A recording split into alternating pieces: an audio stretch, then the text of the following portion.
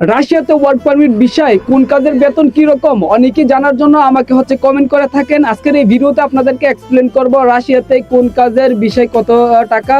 তো সেই ক্ষেত্রে এই বিষয়গুলো আপনাদের সামনে তুলে ধরবো, কারণ যারা রাশিয়াতে আসবেন সবারই কিন্তু আগ্রহ কোন বিষয়ে আসলে সবচেয়ে বেশি ভালো হবে, কোন কাজের বেতন কি রকম, কোন কাজটা করলে আপনাদের জন্য বেতন সবচেয়ে বেশি হবে, সেই বিষয়গুলো নিয়ে কিন্তু আজকের এই ভিডিওতে আলোচনা করবো। আমি বর্তমানে অবস্থান করছি রাশিয়ার রোস্তমান ডন শহরে।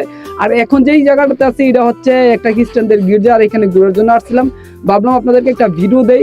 আর বর্তমানে যদি আপনারা আমার চারপাশে খেয়াল করেন তাহলে দেখতে পারবেন সবগুলো কিন্তু একদম বরফে ঢাকা। এখানে উইন্টার চলতেছে, মাইনাস চলতেছে, এখন খালি শুধু বরফ আর বরফ। এখানে হাঁটতে গেলেও মনে করেন যে একটু রিক্সে থাকা লাগে, কোন সময় পা পিছলে পড়ে থাকে, অনেক সময় অনেক বরফগুলো অনেক পিছলে হয়ে থাকে। তো এখন মেন বিষয়টা আসা যাক, আসলে রাশিয়াতে কোন কাজ শিখে আসলে আপনার জন্য সবচেয়ে বেস্ট হবে সেই বিষয়টা নিয়ে আলোচনা করব। এখানে আমি আপনাদেরকে সাজেস্ট করব ওয়েল্ডিং এর বিষয়ে আসার জন্য। ওয়েল্ডিং এর বিষয় বলতে হচ্ছে আমরা দেশের মধ্যে দেখেন না অনেক ওয়ার্কশপের মধ্যে জ্বালাইয়ের কাজগুলো হয়ে থাকে, সেক্ষেত্রে ওয়েল্ডিং এর বিষয় কিন্তু অনেক ধরনের হয়ে থাকে। তো আপনাদেরকে আমি বলবো এই যত রকমের জ্বালাই আছে, সেটা গ্যাসের হোক কিংবা কারেন্টের হোক, ওয়েল্ডিং এর যে কাজগুলো আছে অনেক আপনারা অনেক প্রতিষ্ঠান পাবেন, সেখানে আপনাকে কাজ শিখে একটা সার্টিফিকেট দিয়ে দিবে।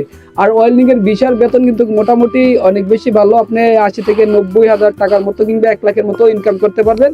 অন্য অন্য বিষয় যদি আসেন সেক্ষেত্রে আপনি 60,000 কিংবা 70,000 টাকা ইনকাম করতে পারবেন, সেটা ওয়্যার হাউস হোক, গ্রিন হাউস হোক, ফ্যাক্টরি হোক, এরকম হয়ে থাকে। তবে আমি যতটুকু জানতে পারলাম ওয়েল্ডিং এর কাজের মধ্যে কিন্তু বেতন ভালো হয়ে থাকে। আবার অনেকেই গিয়ে আপনার কনস্ট্রাকশনের কাজে আসতে চান, কনস্ট্রাকশনের কাজের ভিতরে কিন্তু অনেক ধরনের কাজ আছে, সেইগুলোতে আসেন। তবে কনস্ট্রাকশনের যে এখানে আমার ফ্রেন্ড ওরা আইছে মূলত ছবি তোলার জন্য। তো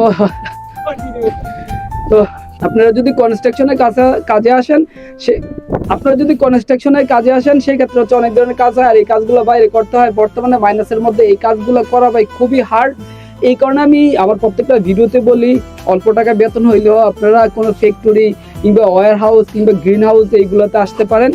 আর গিয়ে এইগুলোতে আসলে কিন্তু আপনার জন্যই ভালো। আপনার অত বেশি গিয়ে শীতটা বুঝবেন না, কারণ আমরা যখন রুমের ভিতরে থাকি শীতটা কিন্তু আমাদের অনুভব হয় না, কারণ রুমের ভিতরে হিটার থাকে। আর আপনার যদি রাশিয়াতে বেশি টাকা ইনকাম করার ইচ্ছা থাকে, আমি আপনাদেরকে বলবো ওয়েল্ডিং এর যে কাজটা আছে ওইটা আপনারা শিখেন, শিখার পরে ভালো কোনো এজেন্সি খুঁজে আপনারা ট্রাই করেন এখানে আসার জন্য।